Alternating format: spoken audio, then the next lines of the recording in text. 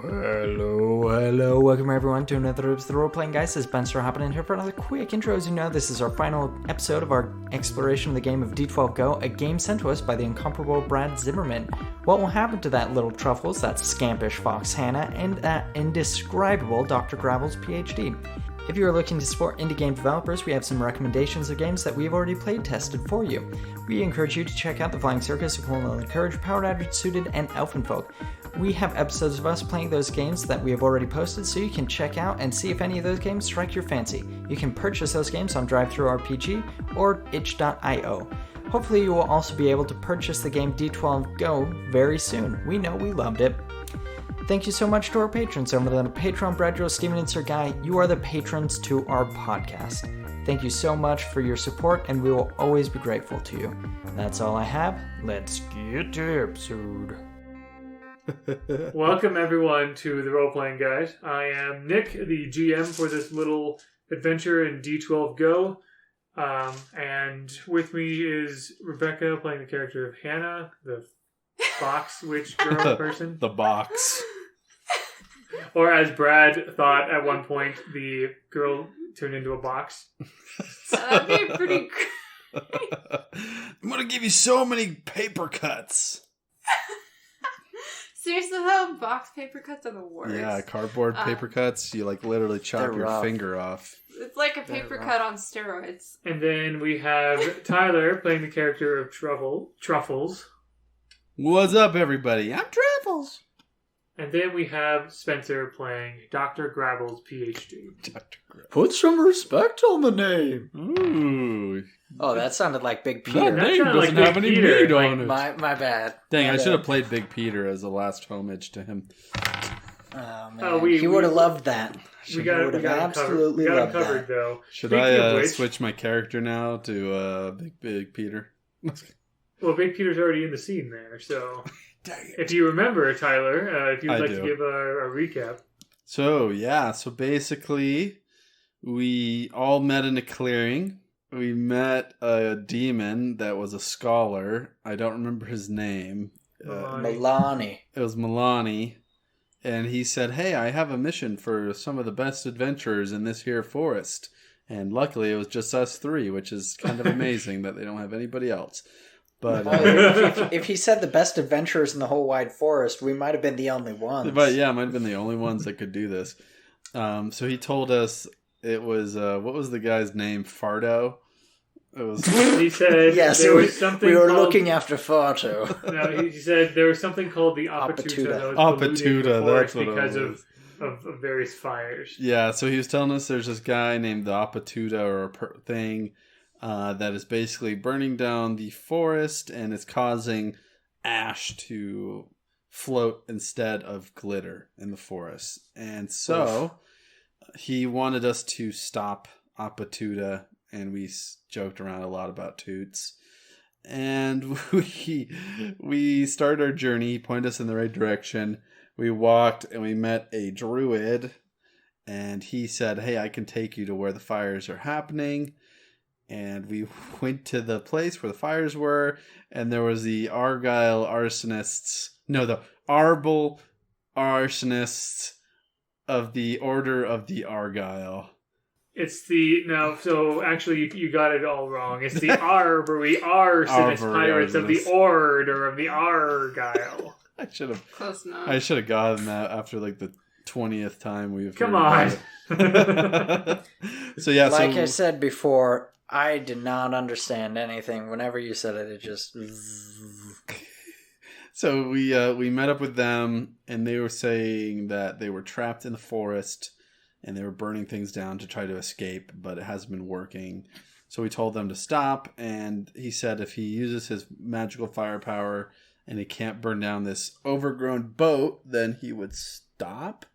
And he put Trent in there too with us. So now we're going to kill Trent in the boat and say that it killed him with the smoke as a cover-up. Okay, and also as a reminder, there were besides the captain who was wearing this old worn and like kind of torn leather jacket with a diamond pattern on it. Actually, so a couple things. So Milani mentioned that there was the Jack of Diamonds that was some sort of special artifact that you should get from the Apatuda, which, you know, if you didn't figure out already, that is the diamond with the jacket Argyle pattern on it. Nope, the jacket spoilers. with the diamond Argyle pattern on it. Spoilers, Nick. I thought you guys already figured it out last time. Nope. I was recapping. I literally thought it was a card or something. Okay, well there you go. You also met a parrot before you met. I forgot. That was like before you met the druid, and that was the first instance of combat. We turned him into his mushroom. And we also met Brennel, the forest Barham. druid. Brennel. His name was Brennel. Barham. I Or wrote it's Brennel. not. That was my bad. Barroom. Yeah, The Treebeard knockoff. I plead the fifth. So What was it? The second hand Treebeard. So yeah, right. so that's another thing. So we were starting with and basically this jacket seems to give the captain the ability to throw fireballs somehow, and so the three of you are inside this basically this tree fort in the shape of a ocean ship, and the pirate Trent is in there with you, and outside the ship fort is the captain, a pirate named Big Peter, and a pirate named Jerry. So, R1, R2, R3, and then there you hear and kind of feel the impact of the fireball on the outside of the fort. And Trent's kind of in there, sort of smirking, saying, "We're fine, right? We're all fine because it's not going to burn down. We're all going to be just fine and dandy." Well, you may be fine right now, but not for long. And I'm gonna run at him and try and grab him. Okay, excellent. So we're getting into this, aren't we? Here we go. All right. So this is going to be an opposed action. So I'm going to be rolling for him, and you're going to be rolling for yourself with any bonuses you might have. +3 to grabbing. As you know, Dr. Grabbles PhD has a +3 to grabbing. Okay, to excellent. Grappling. So To I got a grappling, 10 yeah. total. You got a 10. It's a 10 total. So actually, he got an 11. Ooh. So that means He you got grabs one you. less than. No, so it was his reflexes. He was trying to dodge, is what he was trying to do. So on the opposed actions success table, if you got 0 to 3 less than the opponent, that means it's just a failure, just a stalemate, no success. He just sort of dodges out of the way. And like, hey, what's your deal? Come on. It's like, Oh, I'll show you my deal, my boy. Come here. So, who wants to go next? I just imagine it like duel. After- They're both like grabbing each other's shoulders, just like rocking back and forth. The fire's burning over us. Actually, yeah. It's like Duel of the Fates, like in Star Wars, Da, da, da, Da, da, da, da. I don't- Does anyone want to go next I in this will sort of jump round? up and try to climb. Okay. I'm gonna break his Achilles heel. Do I get to add agility to that, or is it literally just a straight roll? Let's see. I think so. It depends on how you want to approach this. I mean, I think agility would work here if there's a specialty you have that. I'm sneaking and dodging. Okay. I'm very, very not dying oriented.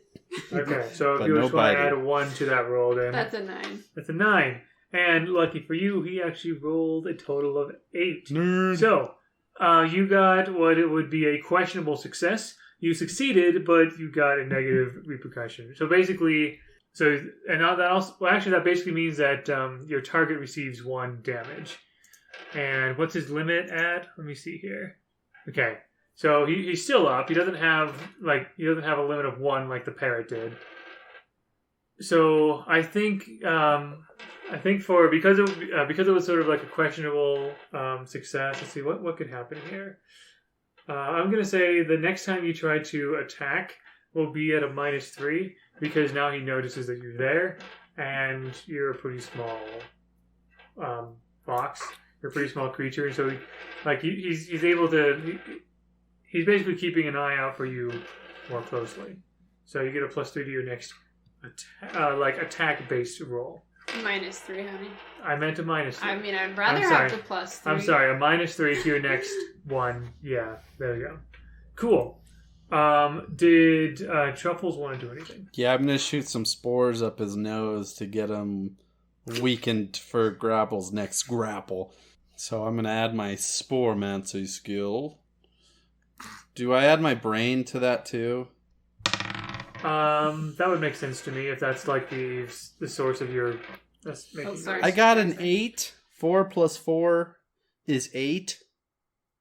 All right, you got 2 less than he did. It is your spores do not have any effect on him. He's able to kind of like step away from the general range of your spores. This guy's pretty impressive. This guy's pretty beefy. He's relying on his reflexes basically. And now, on his turn, like he's kind of like sort of in this wrestling position with Dr. Grabbles PhD, and he's going to try to, attack back essentially. And actually, he's gonna try to like grab out his cutlass to try to bring his blade into the fight. So it's going to be an opposed check. Dr. Grabbles PhD, you're going to basically roll your for players. Is it like defense or something? We don't have a defense. Yeah, you don't have a defense, but I'm trying. Let's see. I mean, you just pick how you're trying to avoid it and then roll that. The defender announces how they plan to thwart the aggressor's action, and you make a reaction roll and add any relevant stats. Yeah. Okay, yeah. So it's really just obviously, Dr. Grabbles PhD doesn't like the fact that he's reaching for something and trying to grab it. So what he's going to do is he's going to use his strength and his grappling ability to try and stop him from being able to do so. So would I be able to add my brawn to that as well? Yeah. I'll allow that. Dr. Grabbles PhD, that's a 15. Oh, wow. So he failed by, let's see, he got an 8, so 9, 10, 11, 12, 13, 14, 15. That is a miserable failure. Dr. Grabbles PhD gets the upper hand. And actually, that also means that Trent, takes 1 more point of damage to his limit, to his own limit, basically. Because, taking out your cutlass on me? With the interference, the cutlass sort of slips and kind of hits him and everything. So yeah, I consider that basically a round. Everyone's gone once, and now the fire is kind of built up a little bit. The air is becoming noticeably less glittery and noticeably more ashen. So this means that everybody will have a -3 to any rolls they have within this enclosure. What if you don't have any lungs? Any roll? You'll have a -3 to...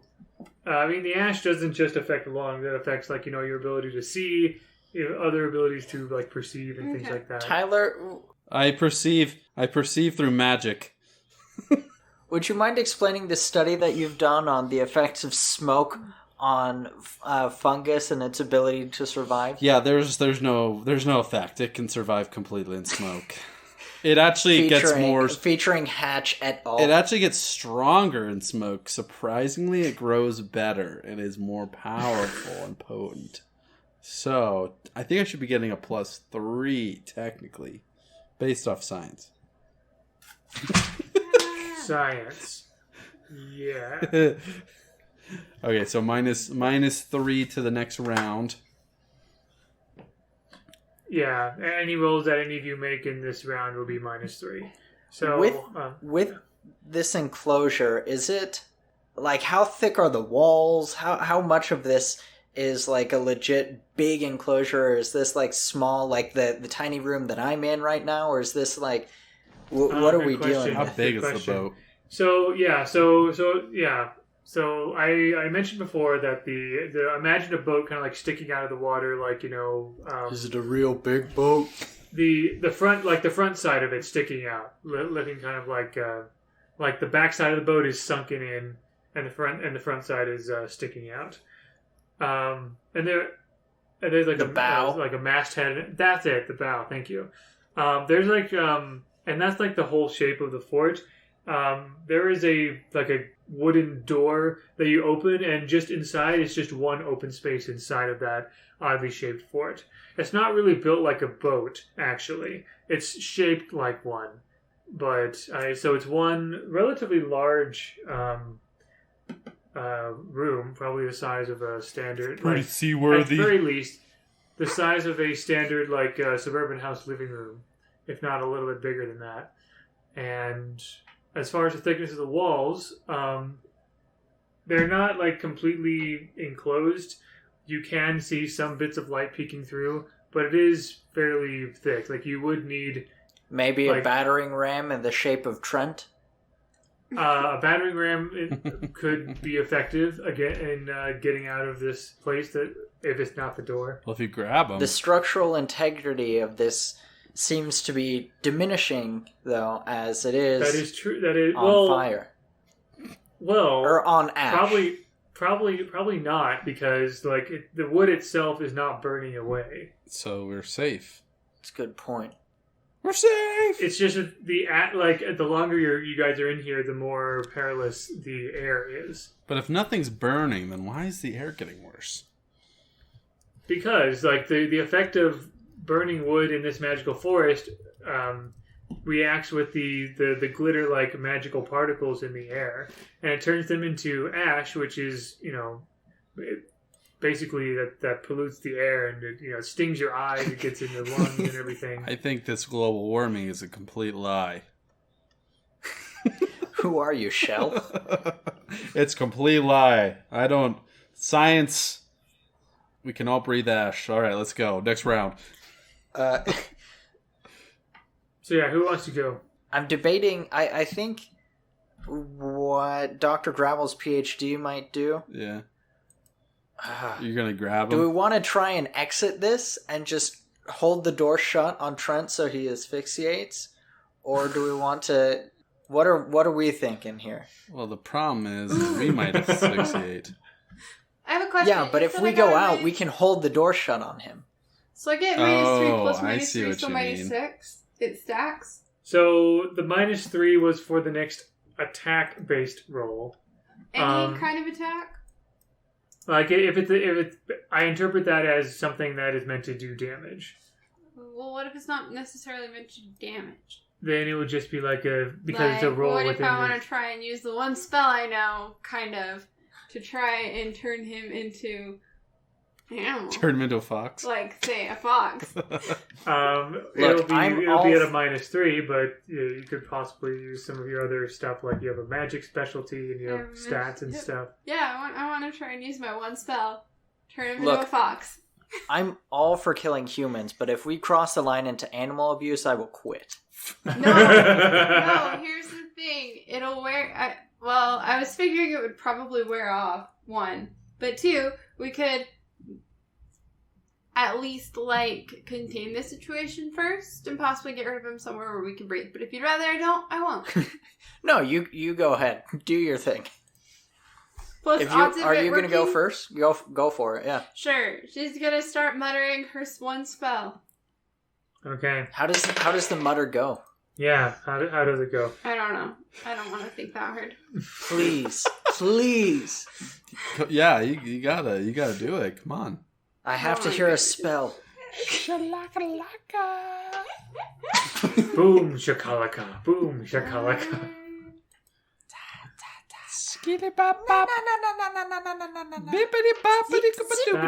Bow wow. You just sit there scatting for a minute. Chicka chicka choo. Never gonna stop. We're giving you all this great stuff here. Yeah. We're giving you comedy gold here. You gotta. We can only take you so far. Soppy. Higgledy piggledy, wiggledy, jiggledy, and a mouse to tell it! Oh, nice. I got a 5 -3, so that's a 2. Oh. You turn into a double fox. Yeah. You notice that one leaf on the ceiling turns orangish. Wow, that was pretty good. That was sure. Well, is anybody else here finding it difficult to breathe? No, I don't have lungs. All right, take this, Trent. And I'm gonna I'm just gonna throw him into the wall as hard as I can. Yes. And I have a +2 to throwing, and I assume that I could use my brawn on this as well. You could. You do have a -3 as well because of the ashen air. Classic. So a net +1. That's an 8. Well, he got a 4. No, he actually got a 1. So you succeeded by 7. That's a huge success. Let's see. So any repercussions from the like you've been emboldened by your own actions. The repercussions from the ash are going to be lessened for you, although that depends on whether you escape from here. But first of all, more importantly, you throw Trent through the wall. He crashes right through, dealing 3 damage to his limit, basically. And he his body just crumbles on the floor on the other side. There's a big gaping hole in the wall. Dr. Grabbles PhD isn't done with you, boy. Come here. And I slap my elbow twice like that, man. and I Does he get even ready to have an run through elbow? and just... Does he Dr. Grabbles PhD? Does he have has an elbow? 1,000 elbows, okay? He has so many... He's basically all elbows. He's But just at the same made time- of elbows. He's just made of elbows. You heard of you hear of people the phrase they're all thumbs? Well, Dr. Grabbles PhD is all elbows. That's interesting. Nice. I don't even want to imagine what that is. All right, I'm going to blast him with I'm going to cast a curse on him He's to still make alive? funguses grow on his body and make him weaker to Grabble's next onslaught of elbows. All right. Make a roll for that. Okay, I got a net 1 too. Well, that's a 4. So, no. Even with the -3? Yes. Okay, so that would be... Ooh, yeah. So you actually, the ash is getting to be too much for you. You actually take 1 damage to your limit. Ooh, I'm down to 1 limit. And your spore magic doesn't seem to affect Trent at all. Trent is not moving, by the way. Uh-oh. He's not Looks like moving? we already He's not finished. moving. Wow, you threw him really No hard. way. We need to keep crashing him. Well, you're down. Seriously? Does he get a turn? He Is this round does, over? But nothing happens. Is this Yeah. round over? Well, This I round guess... is over, yeah. This round is over. All right. Dr. Grabbles PhD with his grappling ability is going to scoop up the 2 little ones and just run through the hole that Trent has created. If you'd allow it, I do have a +1 to jumping, so I could jump through the hole and body slam him with the assistance of these 2. It would be like a real Dwayne The Rock Johnson. Make an unopposed action. Also, because you were so successful last time, you don't take the -3 penalty for the ash this time. Nice. This seems like a really agile move, right? I would agree. Yeah. +1 to agility, +1 to jumping. That's an 8. Okay. That's A failure. That's a failure. Yeah. So you don't so I will say that maybe Dr. Grabbles, as he jumps, approaches the hole, Truffles and Hannah are leap from his arms and whatever, but he's stuck in the hole. Oh, Dr. Grabbles PhD doesn't seem to be this big, but he also is stuck. Well, tough. See ya. That's good. I'll go up and try and grab his, grab a part of him that's not going to be injured and kind of tug at it, try to help him Yeah, out. I'll grab Oh, your... that is my I'm elbow. gonna grab your tail. Make a roll. Okay. So if the 2 of you are doing the same thing, actually, I think this might qualify as essentially a team effort, helping each other. Choose one of you to roll, and you'll get a +2 from the other person. Basically, How are you at pulling things? 0. That's not great. this will be a brawn based. A -1. Oh, I got wrong. 0 at least, so maybe I should roll it. Yeah, you roll. Okay, I'll give you so a bonus. Hannah will grant Truffles a +2 to Truffles' roll. Oh, yeah! Ooh, that's a nice 6. That's +2. +2. Did you add 2 to that? That's an 8. That's an 8, which is failure. This is going in the naughty box. Not using that dice anymore. So, Dr. Grabbles PhD is still stuck. Ow! Try You're hurting my elbow. And also, I mean, this structure is still on fire. So I thought it wasn't on fire. Yeah, I thought only the air burned. Yeah. well, that Yeah, Nick. sorry. Well, what I meant was like the wood, like the fire is on the wood, and the fire is affecting the air. The wood is not burning away, but the fire is still there. Oh, that rhymed. That was not intentional. Nick, you're so It was poetic. even like the way you worded cadence. it. Yes. It was a cadence rhyme. That was great. So let's see. I think this would probably be like an environmental hazard. I could try and turn you into something else. Before someone else can help further, we're gonna have Dr. man. Grabbles PhD That could be make funny. a roll to try to avoid try to get out of the hole and to avoid the fire from damaging him. So is this still agility?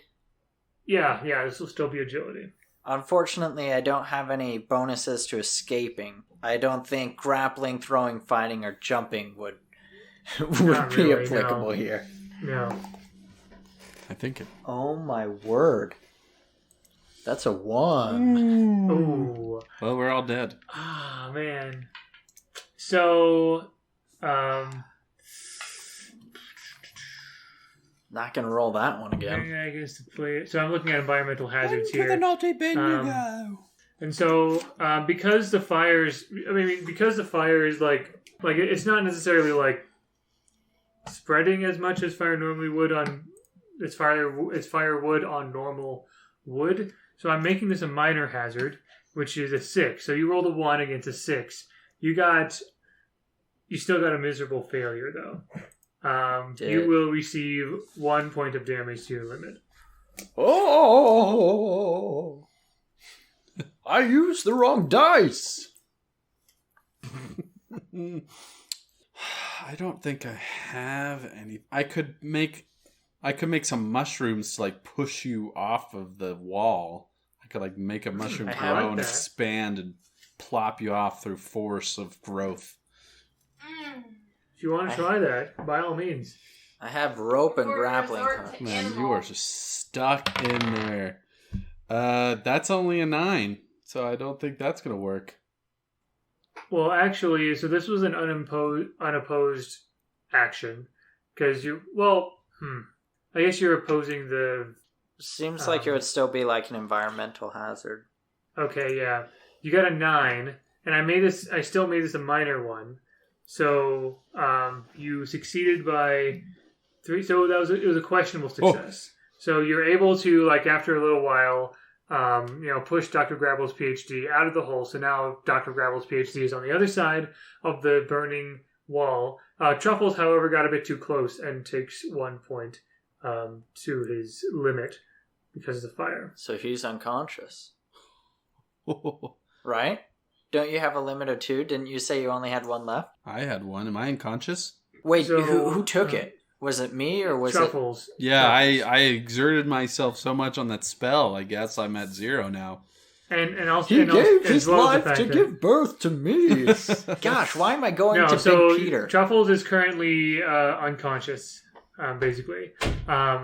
He'll need to be revived before he can continue. However, if he stays that way for a while without being like revived or anything, then yeah, Truffles will be considered dead. The How does rule one go about basically. reviving? So you can use your skills like first aid or magic or medicine, technology, things like that, and you use the bond trait to do it. If he's I at don't think If he's at 0, he's not able to do it to himself, though, right? It has to be one of us. Right. I consider him basically immobilized. Please bond with Can't me. heal himself. I would. Well, like as much as I would like to bond. heal you and save your life, I have a -2. I don't make friends. I can try. Oh. But you probably don't want me trying magic. By the way, So- you're all safe from the like the ashen air, basically. Like there still is a little bit around you, but it's not nearly. It's not an enclosure. You're warming up the dice. Yes. Like okay, you're I'm rolling it warming several up times. That one, and I decided I don't like it, so I'm gonna stick with good old brown. Ooh, I like brown. That is a 9. I like Did you Brad. just roll until you got a number you liked? She just rolled all No, over I dice. I have new dice, so I was testing my yellow dice, and I don't like the yellow dice, so I stuck with the brown one that I've been using this whole time. Classic. Ah. So you got a 9. That is a questionable success. You die resuscitating I'll take it. me. So, well, no. First of all, Truffles recovers 1 limit point, Yay! and there's something about You get a negative overcome next repercussion. round. Yeah, you get Yeah, a but- negative repercussion from the GM. Yeah, You get confused. with all the stress and everything, and the fact that you're trying to use magic and you're still new to using magic, and magic hasn't gone well for you so far, like ever. You will take a -3 to your next roll in general. I like that one of the game changers' names is unlikable, and it has Yeah. to do with Bond. I just thought that was a funny one. Oh, well, if I was using magic on that, I actually got an 11, but I wasn't using magic. What do you mean you weren't using magic? I thought you were. No, I said I don't think you guys want me using magic because I've had unpredictable results. So you just took the straight 9. I mean, I can add magic to it. That makes it an 11. No, It's still no, questionable. We already, yeah. So there you go. You took a -3 to your next roll. Mhm. But Truffles is back up with 1. Oh, 1 to his limit. Truffles is back! So, but yeah, Trent is not moving.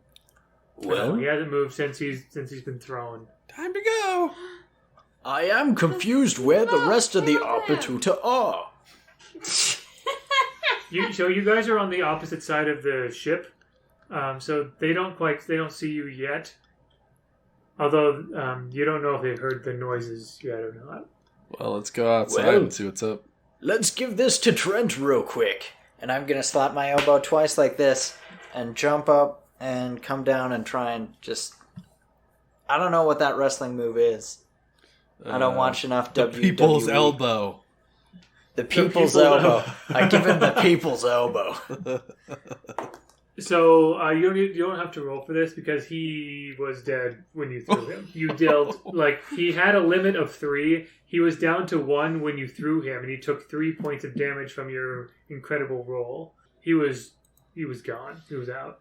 So I did. I mean, I got a 9 on it anyway, just for sake of. Right. Since Same. I didn't see a need for you to roll for that, I think you're fine this time. Okay. But yeah, there you go. Well, You have a that'll, few. that'll a few moments teach to spare Trent before- to exist. I'll teach Trent to Never exist. come back Um, ever again. Who's So- your daddy? You guys feel like you might have a few minutes before the other pirates might be wondering what's going on and investigating. Let them come. Do we want to just stand around and heal each other before we go out there? I don't know how we do that, to be honest. Just Bond It's rolls. it's basically a bond. Like, I roll. just love how we're just like, let's What's your let's bond? soul bond. Mine's a -2. Mine's a 0. Yes, we know that.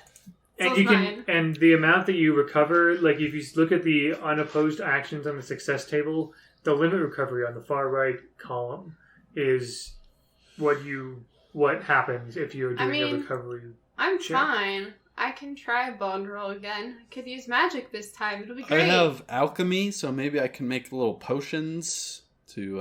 Ooh, do that real quick. I Do like- that real quick. I like- See if a potion I on like that. That's a 10. I'll bond. Oh. I'll bond with our boy Grabbles. 10, and you added all of your Yes, I added specialties and everything stuff? to it, Okay. so it was a All right, just a +2. all right, so that is a questionable success. Like you made like 1 dose of some kind of healing potion, but you also don't know how strong it is or what side effects, if any, there might be to it. Well, we don't know what I am exactly anyway, so the side effects might not be effective to me at all. Bottoms up. Most of the stuff I And I- make is a little So Dr. hallucinations. Grapples PhD is going to drink Down Truffles' that potion. mother. Chug, Okay. chug, chug, chug. All right, so the efficacy of this potion is based on how Truffles rolled. So you heal 1 limit point, but it weakens your composition momentarily, where you're going to take a -6 to your next check. Wow, that's rough. Okay, well, we'll see how this goes. Well, at least it's just one. Just 1 6. Yeah. Okay, so Do after we a have few moments, anything you else hear that some... we want to do? I was going to throw Trent over the boat to see if that would scare them. Nope. You hear some noises on the other side of, the captain saying, "Arr, what be the commotion over there?" And you hear some footsteps kind of like walking around to where you guys are at. And you see the captain and Big Peter and Jerry see you three, and they see Trent's lifeless body. And the captain says, "Arr, you dare reduce the Arbery arsonist pirates of the Order of the Argyle down to a threesome, do ye? The sheer audacity of it all. No, it was totally the Now I ash. lost me first mate." Yes, the ash made the Your elbow-shaped fireball did this. print on his face. If someone wants to like actually try to like persuade the captain that this is true, you can make some kind of a bond. I guess it's supposed to be a bond. All right, here we go. Only one person. There we go. And if one person's being assisted by other people, then we can add bonuses to that. I'll if you want. assist. You guys are going to assist me? Yeah. Okay, so you get a +2 from Hannah. I'll assist as well. Okay, so you get a +4. By Just assisting, Truffles. I'll step in front of Trent to make it so you can't see all the bruises and the cuts. And Okay, The so nasties. He like, So he like Truffles' flips him to bond the other roll. side where they can't see him. So in Truffles' bond roll, he's going to get a +4 because of the assist. That's an 11. 7 plus 4. That's Ooh. So Big Peter and Jerry are convinced, but the captain is not. seems And reasonable the captain comes up to Truffles and kind of like, stares him down and says, "Do you take me for a fool?" And he snaps his fingers and there's like a little flame like at the end of his finger. Well, Do ye? everybody else agrees. Flame on. You're the only one that doesn't agree, and everyone says he's died So- because of fumes. I have a question. So do we have to get the jacket from him, or can we destroy the jacket? We don't even have We to don't even get have the to get the jacket. jacket. We're just told to stop these guys. Okay. Guys, I'm going to go talk to Big Peter and the other guy. through the actions Jerry. through the actions of your captain, the first mate has been killed. And I think if you had any love for Trent, you should join us in punishing the captain and stripping him of his titles, powers, and maybe even his life. Eye for an eye, right? Make another bond check for persuasion. 12! What do you have any bonuses to that? Okay, so, no, I don't. I have a Okay, 0 12, bond. but you're successful. So, So, no. I Here's the wasn't thing. sure. I was curious to see if No. you had succeeded more so than just 12. No. You are apparently successful in your persuasion. So continue with your descriptions. So who's with me? Break down the captain. And Jerry's like, yeah. And Big Peter says, Mutiny. and Big Peter says, oh, I don't see why not. I guess. All right, now let's just wail on the Sounds captain. kind of fun. Okay, so this would be a case of you could all attack in your different turns, or we could do the use the teaming up mechanic. I would do Yeah, that let's with team up. Grabbles. Can we do that with Grabbles? So basically, so in the rules it says if players want to work together for a singular goal, for example, attacking a foe as a group, then this can be done by all the helpers forfeiting their turn to grant the main, actor a bonus on their action roll. Each helper grants a +2. So we got a nice +8 for you since we got Peter and Jerry helping us. I'm gonna walk. Yeah, you do.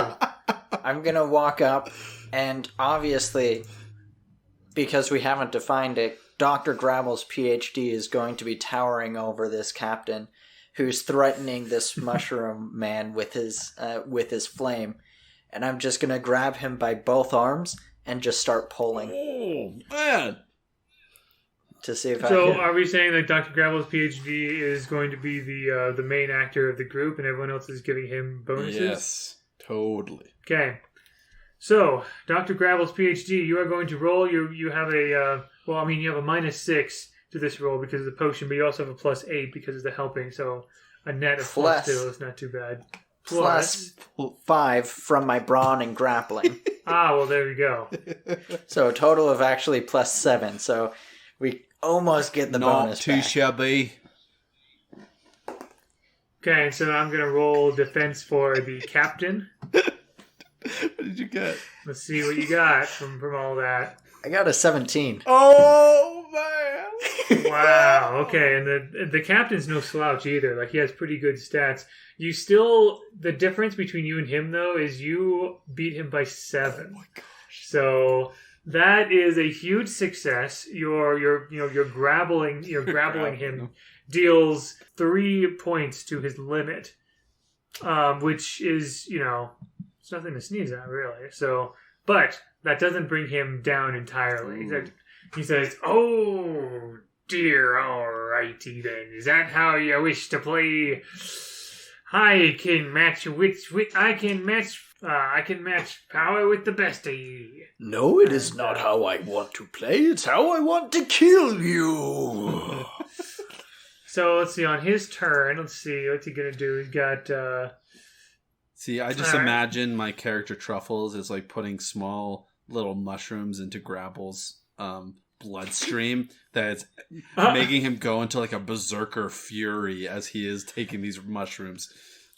Dr. Grabbles will now commit homicide. oh my gosh. Oh man. I'll cheer him on. Yeah, we're both at the side. Okay, so the captain is going to hurl a fire like a soccer ball sized fireball at Dr. Grabbles. So Dr. Grabbles, make you're doing a defense type reaction roll. As he throws it, I'm going to jump out of the way with my agility. It's freaking Okay. Mario here with his fireball. That's 12. Ooh, freak. Ooh, That's hot. he also got a 12. Ooh. So No effect. For an opposed action, that is no effect. So you grab the basically stay fireball away. on your hands. Oh, that would be more like a miserable failure, actually. But you leap out of the way. My eyes roll back in the back of my head, and you just see the whites of them. Dr. Grabbles said homicide. And Well, it is I'm your gonna guys' turn. If you're gonna keep with the team mechanic, then Heck yeah, gonna- Rebels dude. can Get go that with- plus I'm 8. going to with run at the- him and try and pull so him wait, apart again. So now you get a plus a 15? Yes. because the -6 doesn't apply this time. Oh boy, here we go. Man, I love this. I'm just pumping that enraging mushroom into your bloodstream just to fuel you even more and more with my magic. Cheering on. That's only a 22. Oh, Only a 22. Well, let's see here. gee, that was a pretty low roll. You still are successful. The difference is 7 in your favor. He got a 15. So that is 3 more points to his limit. So what I'm doing is I roll out of the dodge and then I run at him and I grab him again and I just try and pull him apart. That's all I'm trying to do. I grab left arm, right arm, just. Oh dear. But I mean, since it's kind of Final Fantasy style, I let go and I jump back so he gets his turn to do his action. Well, like, and also, like, attacking him in this way, it causes the tears in his leather jacket to become more pronounced. The tears get worse. And like the fire, he's able to conjure another fireball, but it's sort of sputtering this time. He seems to be having more difficulty. And so, but he's going to attack Dr. Grabbles PhD once again, and that is a total of 17 on his end. Oof. I'm sorry, 16. 16? All right, Yeah. darn it. I only got a 9, so that is a Okay. 7. 7. But it Okay, beats so me you by- take 3 damage. Oh, fetch. Dr. Grabbles drops to the floor unconscious. No! Arr, you can't be messing with the leader of the Arbor Yars and his pirates of the Order of the Argyle. So now it is your group's turn. What do you guys want to do? Friggin' Bond Grabbles. You send in the ring performer to say that that's the end of round 1. Grabbles, we need to heal So, him. so Truffles, you're going to try to heal Grabbles. Oh, got another 12. These dice are 12. hot. So Dr. Grabbles PhD is recovered 2. Yeah. I get my little. And so I get 2 if Dr. mushrooms Grabbles together wants and I rub them together. There's a nice charge in there. I put them on Grabbles. You're not done grabbing, boy. You can still get him! And actually, so if Dr. Grabbles wanted to go in this turn, you could still do a team effort. You just wouldn't have a +8. You have +6 There you because go. Truffles There used you his go. action. I'm down with Me that. too. Yeah, that's what I'm gonna do. I'm gonna try and the whole action. What it's gonna look really cool if I'm able to pull this off. But I'm gonna sweep Sure. the leg, step on his chest with one foot, and then yank with both of the appendages on the upper body to rip his legs off. Because I've already tried to dislocate his shoulders, and that hasn't worked. So maybe just dislocating both of his legs from the hip joints Man. will actually kill him. We'll see. Oh, man. Brutal. Come on, dude. You'd roll low. I rolled real low. So I got a +6, +5. Well, plus that's you got a 12. plus. So You got I a got +6, so you got a 12. Yeah, so I got 13 total. I There rolled a you go. 1. Ooh, Okay. fetch. You lost by 3. You got a 16. So it's no effect. A stalemate there. So I'm not able to sweep the leg and combo this mother. No, he dodges out of the way. He's gonna throw another fireball at Dr. Grabbles PhD, and that is make your reaction roll. Which one is going to roll better? Okay. Come on, Grabbles. That's an 8. I can only roll so many of these 12s on Bond. That's kind of funny because he got a 7. Oh, yes. So he got a miserable failure, and actually the fireball kind of backfires on him. Wait, no. Wait, no, he Never didn't. mind, that's a stalemate. I was looking at the wrong table. Your turn now. All right, pump everything. Grabbles Everything time. into Grabbles. So now this time you're getting a +8 because the whole group is helping. Okay. We're all putting our Uh, hands up, and we're giving you our energy to you as you form the spirit bomb, which is you ripping him apart. Yeah, so I grab the spirit energy above me, and my hands, all 12 of them, light up bright red. And I just run over to him and grab him and start ripping as hard as I can. And each hand, of course, has 13 digits on it. And each digit These are has an elbow. And each digit has 4 elbows. So that is 17 total. There you go. That's a good roll. He got an 18. Oh! You So son of he a- rolls out of the way and he says, "That was almost very impressive, almost." Oh, man. I will kill What a you. scumbag. So yeah, make your reaction roll against his fireball. Gosh, that's a 5. Come on. Ooh, he got a 15. Ooh. So you're So receiving.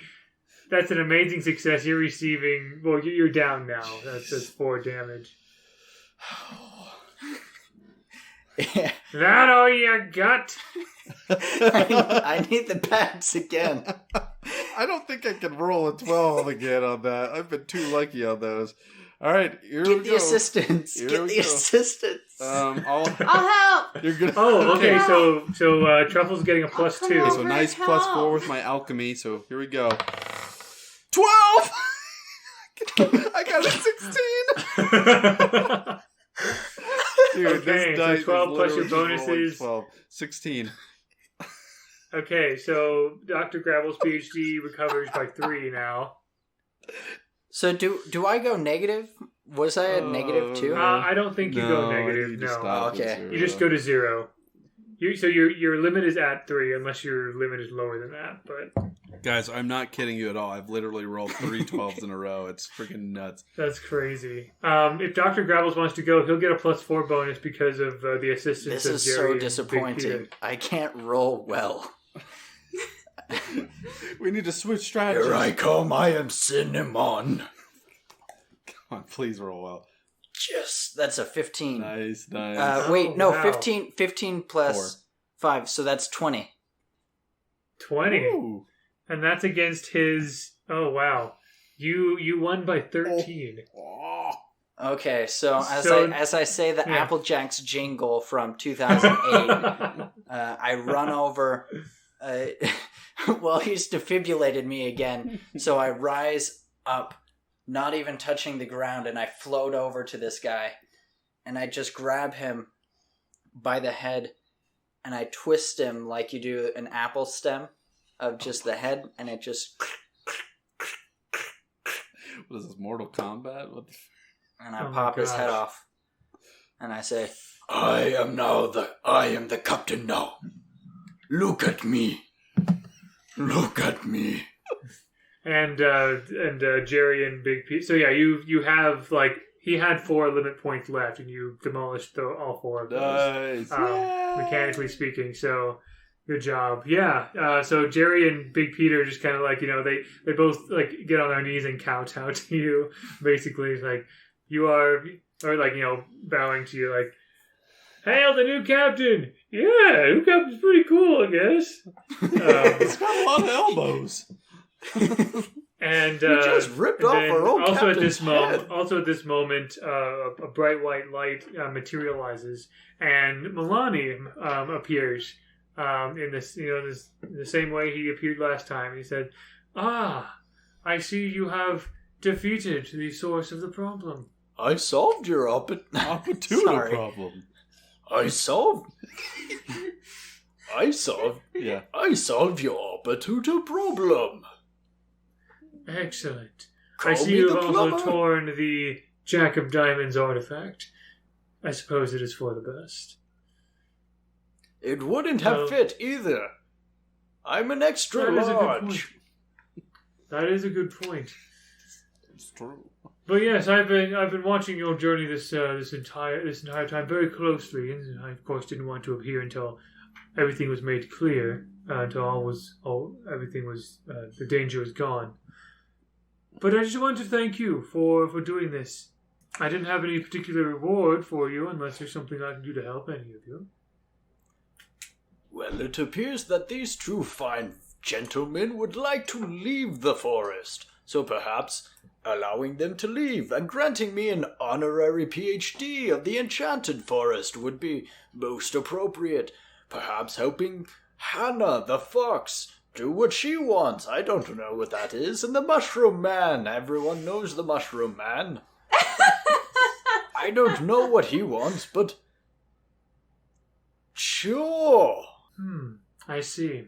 And Milani reaches into his robes and he pulls out a piece of paper and he goes down to Dr. Grabbles PhD and he says, "This piece of paper is for you, in honor of your accomplishments for the Enchanted Forest." And it is an extra PhD in the subject of Enchanted Forest. I was wondering when this would be useful. Now I'm And I mean, you actually can a clearly PhD. see that. You can clearly see that he decorated the whole thing himself with markers and crayons and pen and whatever. It's very fine calligraphy though, and it was written by someone who has a PhD himself, so it's got to be legit, right? Well, now I am actually a PhD. Those were just my initials before, but now I'm Dr. Grabbles PhD. Truffles, is there anything I can do for you in my gratitude, to express my gratitude for what you did for the forest? Yeah, can I have a full rack of baby back ribs? I'll have to consult with some of the forest druids about that one. Hannah, what can I do for you? Cop out. What? Sorry, I coughed.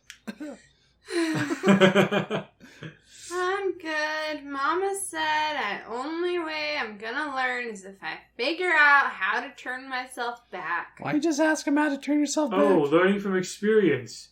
I see. Or I could just help you out. I have a PhD. He can give you a magic dummy book. Magic for dummies. Well, it might be easier to start over from a human state again, so sure. Alright. Just don't tell Mama.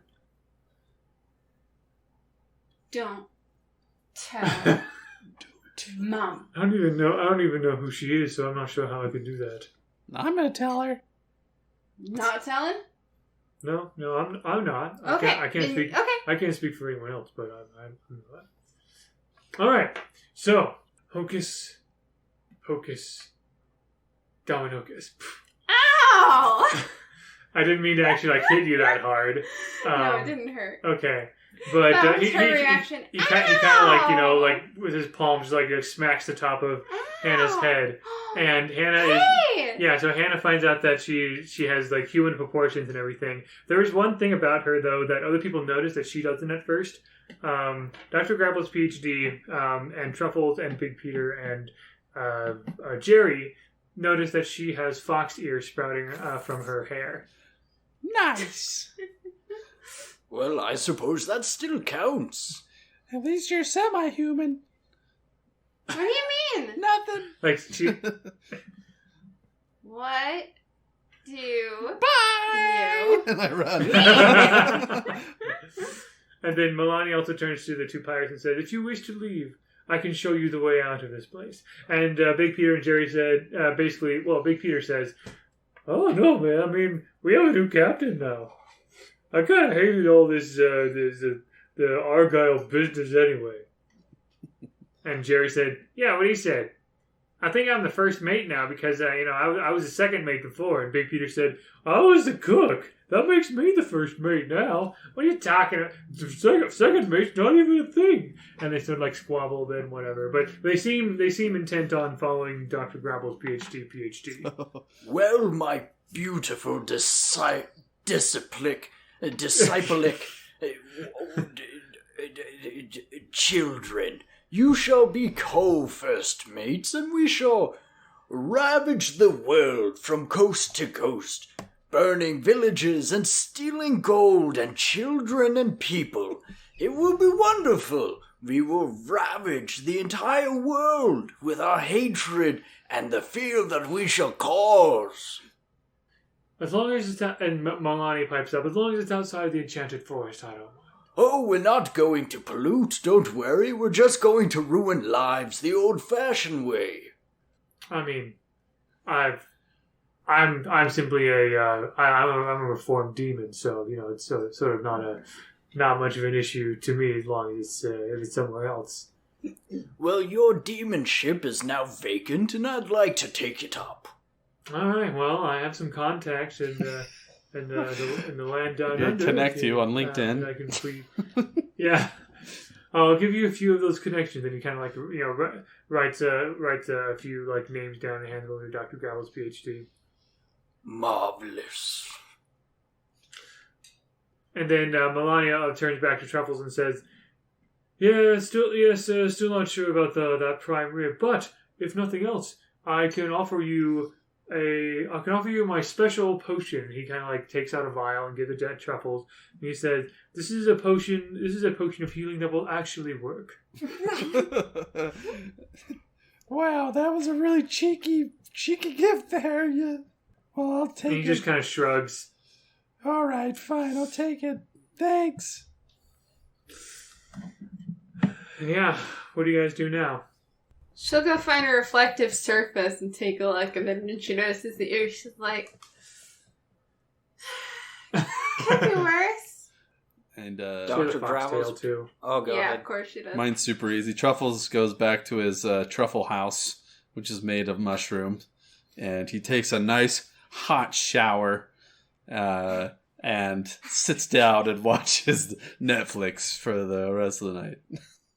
And then she'll go home. Dr. Okay. Grabbles PhD purchases a ship with money that he has accumulated from nobody knows exactly what, but he and Big Peter and Jerry go on a quest across all the seas to try and torment sea cities. All right. And actually, as the three of you on your way out of the Enchanted Forest, the three She of you lives go in the through. Enchanted Forest with her mom. Sorry, As by a- the three of you, I meant Dr. Grabbles PhD, Oh, gotcha. PhD, Jerry, and Big Peter. I was confused.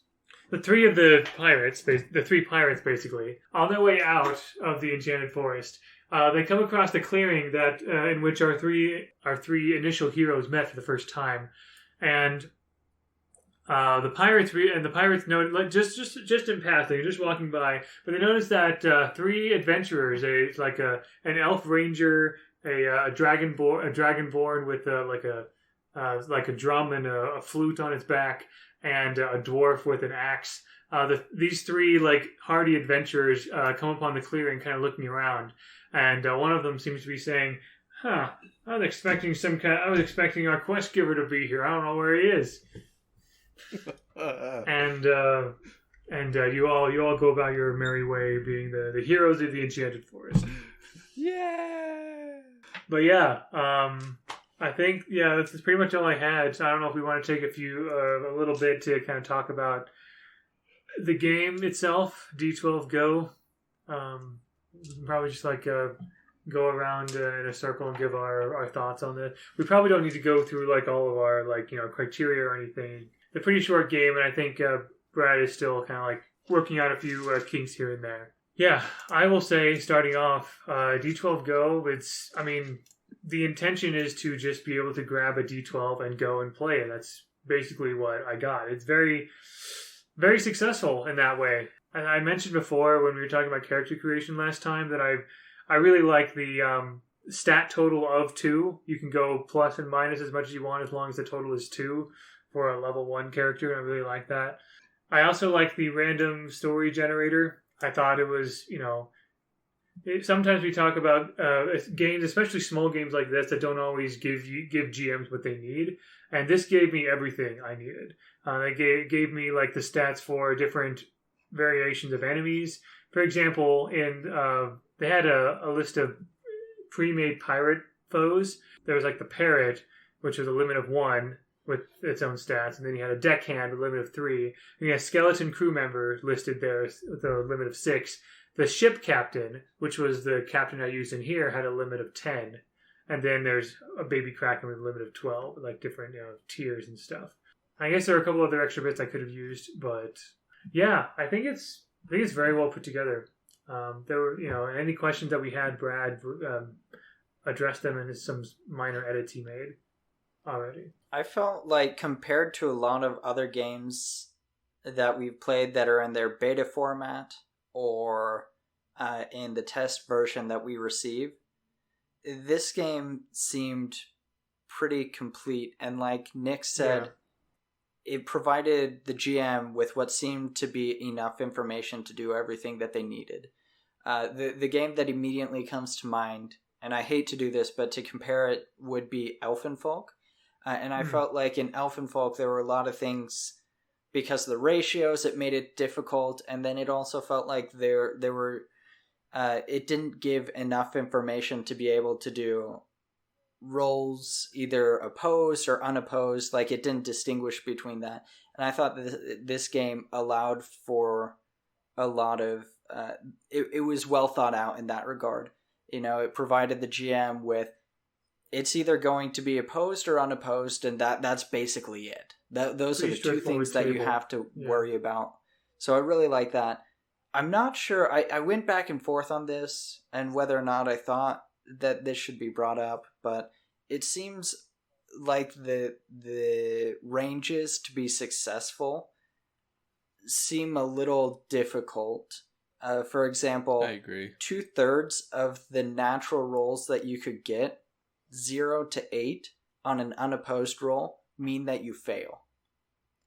As a level 1. We didn't do any leveling up. There were mechanics for leveling up and getting experience, which we didn't end up using. Mm-hmm. So is that like a 25% chance of succeeding if you don't have any skills in the... If you don't have any skills, that means that you had a 33% chance of succeeding. But, I mean, if the game is meant to be a one-shot, and not really with leveling up or anything like that, if the purpose is just to be a one-shot, I think that perhaps it should be more attainable to be able to succeed. Because if you roll a 0 to 8, or I guess on a dice it would just be a 1 to 8, you're going to fail the roll on an unopposed roll. So you're thinking it might be good to like lower the threshold of failure a little bit? Having a version for like one shots that's a little bit lower. Because I could see how if you're doing like an adventure over time, you're initially taking on easier opponents, whatever, like having it be harder at first makes sense, and then as you go, get experience, learn things, and grow, it becomes easier to handle. But with one shot, it does get a little bit discouraging sometimes when, like, you always miss. I feel like an 8 is a decent roll. You know, it's above average. It seems like a decent roll, and then that's still a failure. Is a little bit like, oh darn. Well then, and the only way that you can actually get like an outright success with no bonuses, if you roll 12, is a critical success. Is rolling the best you can on a dice. Right. No, I agree with you. I guess I could see that. I think one thing that I think might help with that is maybe giving more points to work with at the beginning. Like my stats, for what would you want that to be in the stats or in the specialties? I think stats. Maybe if we could get like a few more stat points, then I think it could help. Like having a 3 or 4 total. Yeah. I will also say that, like, while I do see the point with, like, the difficulty in level 1s, I will say that if the monsters in here are anything to go by, when we get to like moderate or challenging or challenging or deadly, we're looking at +5, +6 bonuses, and everything. And like with the deadly ones, I see some +10 bonuses and stuff. Since we haven't leveled up characters in this, I'm not sure how much that would apply to characters as well. But I imagine that when you get to a certain point, you're basically guaranteed certain successes.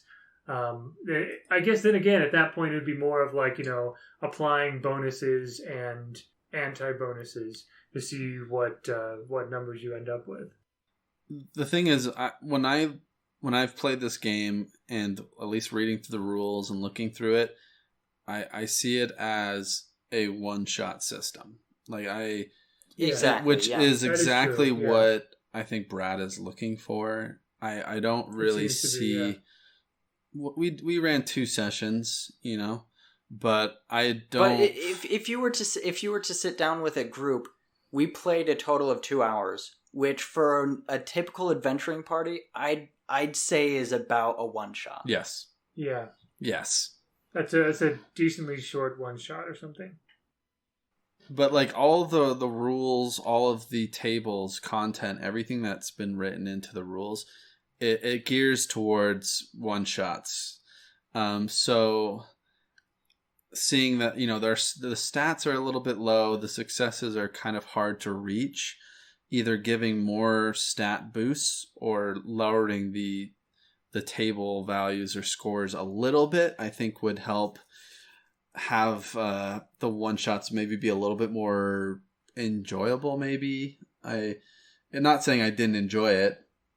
It just like it's going to be hard to be able to succeed on stuff, but that's something that just need to game test and try out with different levels and see what people like the most and what feels good. So it's just a little bit more testing, but it's a great, very simple game. You spend most of the time role playing and describing what you're doing instead of just crunching numbers and finding all your different stats and abilities that can boost your score even higher. So I thought it was pretty well done. I think this is the definition. This really demonstrates how a game can be so simple and get out of the way of itself, as opposed to a lot of games that get caught up. They try to be one-shots, but they get caught up in all these nitty-gritty rules.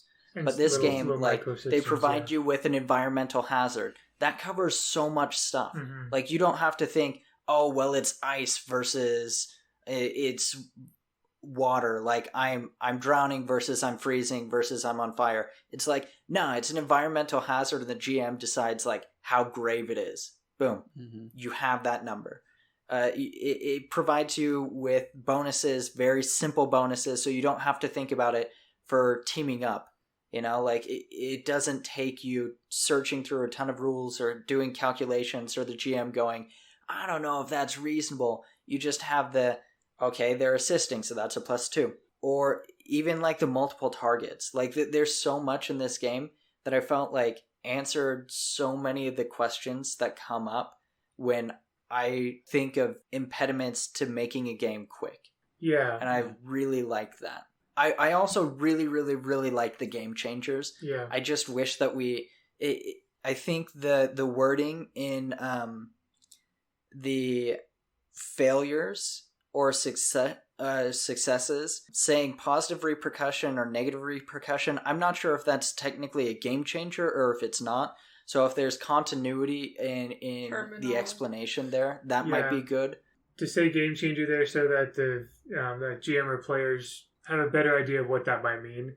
Because along with all these various systems of, teaming up, multiple targets, and environmental hazards, I've noticed even with those, they're kind of like variations on the same system. There's a lot of just add 3 or just subtract 3, or if it's more severe or more beneficial, add 3 more or subtract 3 more. It's just kind of like how you apply it, which I think, usually when I hear people talk about something that's a game that's elegantly designed, usually that seems to entail, at least as far as I can tell, a certain number of components doing multiple things at once, accomplishing multiple things at once.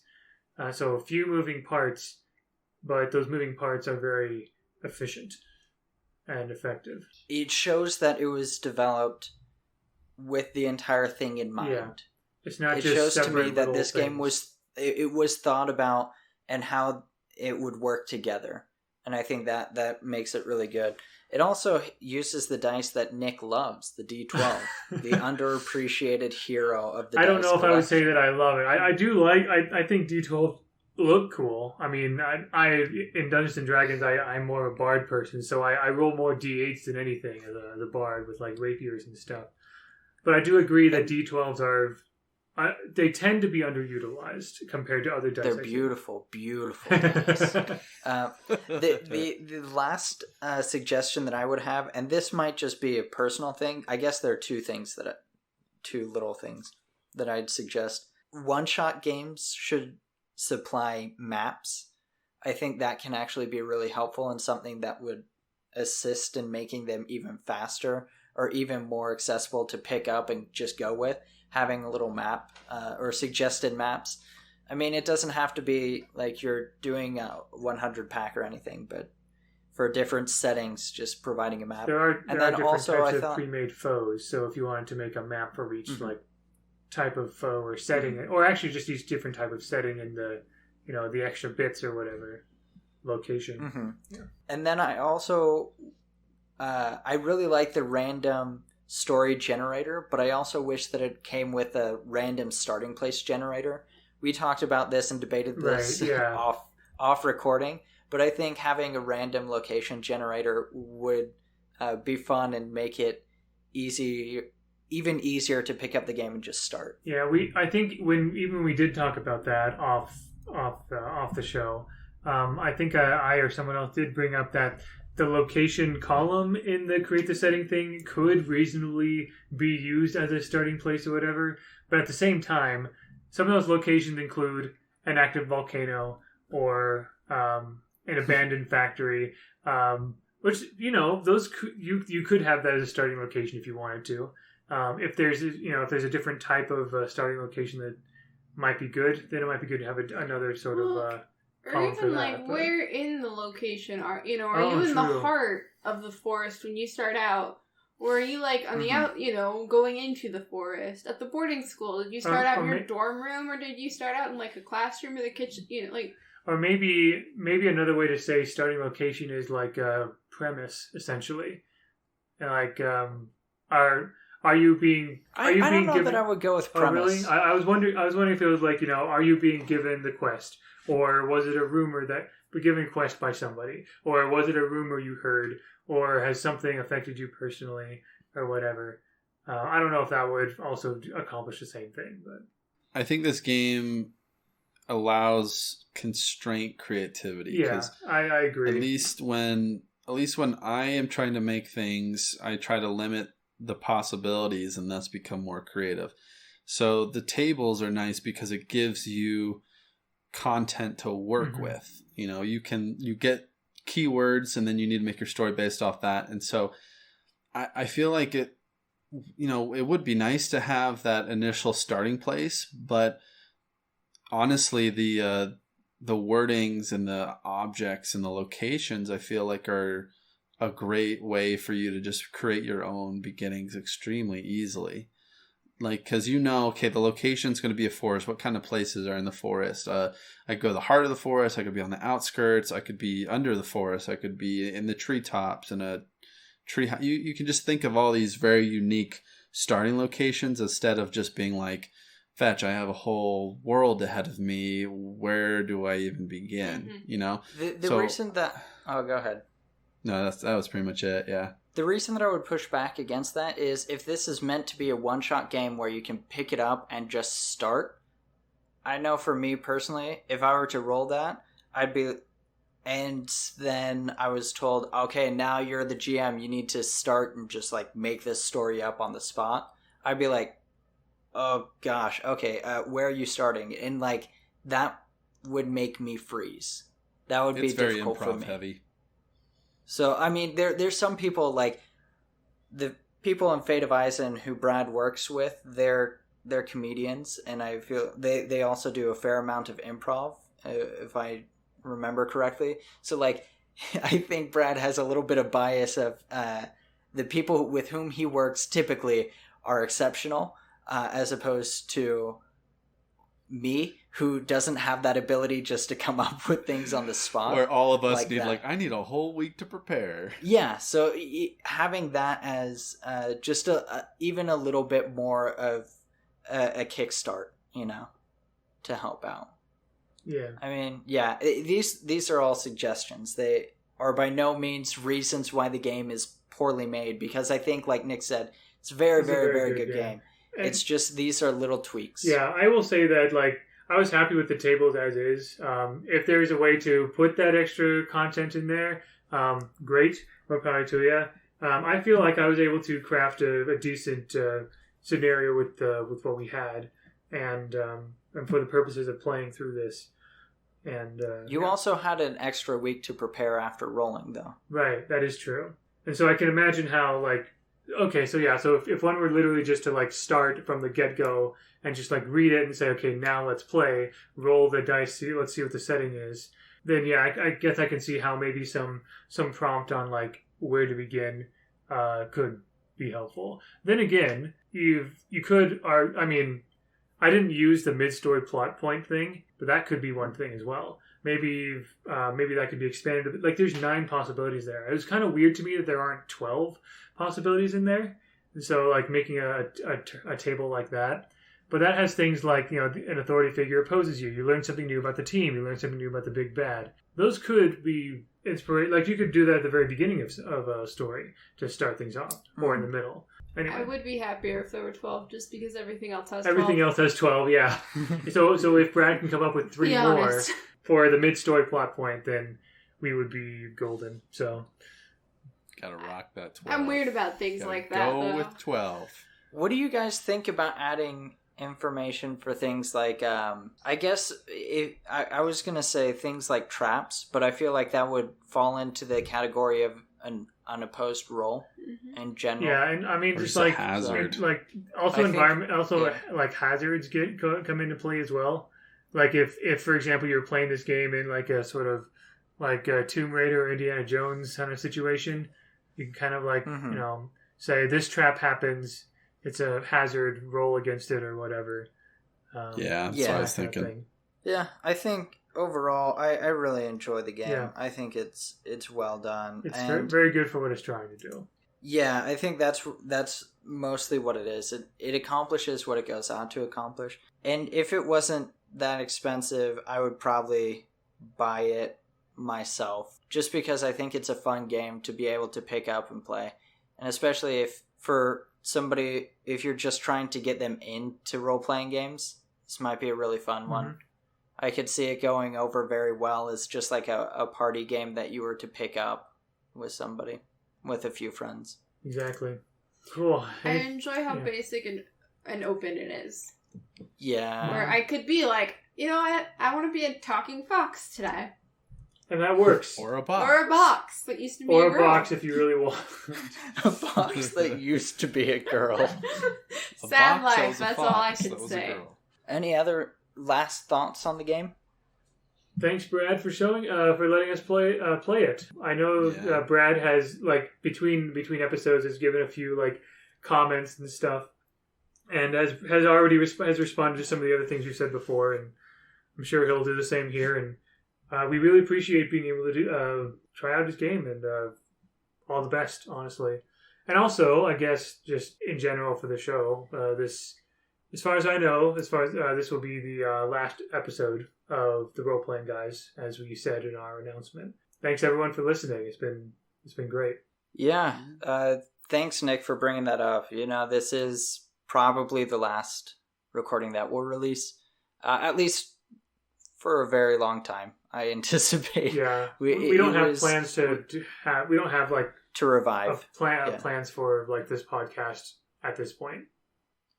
Yeah, that came after a fairly long conversation of quite a bit of considering what we wanted to do, but you know, I think all of us are quite happy with the decision, and we're excited to see what the next projects in our life take us to. Because while this has been an awesome thing to do, it's also been tiring to do for 3 years almost. Yeah. There have been a lot of long weekends to edit, a lot of long nights playing very late in order to get content out. But, you know, I think I speak for all of us though when I say that we're very grateful for the support that we've received, and very, very glad that we could give back a little bit to the TTRPG community that has given us so much. You know, it was through TTRPGs that I became good friends with Nick, that I met Rebecca, and that I met Tyler. You know, and a lot of really good things have come from meeting them. So, it's this podcast has almost been at least my personal love letter to tabletop role-playing games, and a letter of gratitude as well. So just wanted to say that before I sign off for the last time. Yeah, that is kind of crazy. 3 years, we had a ton of really fun memories. We've created tons of extremely fun stories for us, and hopefully for you guys. And we hope that the games we did play and we hope we taught well can help people to branch out of their comfort zone and try new games and really explore what's out there. Because, you know, we love those mainstream games that everyone plays, and they're really well done, and they have a lot of funding behind them to make it so. But there are so many games out there that are developed by people that are their love projects, that are like what they put their passion and their time into. And I kind of hope that people who listen to this podcast can see that there is a lot of really great stuff out there that they need to just go out and try new things and learn and grow and enjoy, So though we're kind of closing up things here, we're still going to keep playing and having fun and creating new stories and new memories, and it won't be on the podcast format, but if you guys ever want to reach out to us, you always can. And if you have a game that you want feedback on, I'm sure we all would be more than happy to look at it and give our 2 cents. And I guess if we even like it a lot, we could even just play it amongst ourselves. But I don't know. Yeah, we'll for see. Sure. If you have games, send them to us still, because we'll test them. I wouldn't mind recording and sending the audio of us play testing them for you if that's something that you're interested in. Yeah, that's true too. Yeah, because that would basically, we still plan to play games as much as we can between ourselves. It's just it's the rigors of keeping up a podcast and being content creators is what wears on us. But yeah, it's not like we're going to delete the role-playing guys accounts or whatever. And you can also reach out to Tyler, who's known as the Dungeon Artificer, and myself under the moniker of Serendipitous. Don't try to find me. You won't. Spencer's not much on social media, which that's just fine. But yeah, we would not say no to just just recording ourselves trying something out and then just sending that to you if you really wanted. But we are very, we all said we are very happy with what we have created in this podcast, and we look forward to what's in store for each of us in the future. So, not sure if there's anything Rebecca wanted to say before we close. No. I just Not really. Okay. I'm sorry. I didn't mean to put you on this. I wasn't trying to put you on the spot there. I just wanted to make sure you were. I feel very put on the spot now. Okay. Thank Well, apologies. No, it's been great. So, but I'm sure it'll be interesting to see where time takes all of us. So. Mm-hmm. All right. Well, thank you all for listening. That was D12. That was D12Go, as by Brad Zimmerman, as well as the Role Playing Guys podcast. Take care, everyone. Thank you. Goodbye. Bye-bye. I want to listen to podcasts, but there are so many out there, and it's hard to know what's good. Well, my friend, it is not as hard as you might think, because Necropodicon has you covered. They've got movie reviews, horror shows, games, comedy, and improv, so all you gotta do is head on over to necropodicon.com to find your new favorite podcast. Yeehaw! Necropodicon. Hard to pronounce, easy to listen. I'm having a marvelous day. Dun, da, da, da, da, da, da.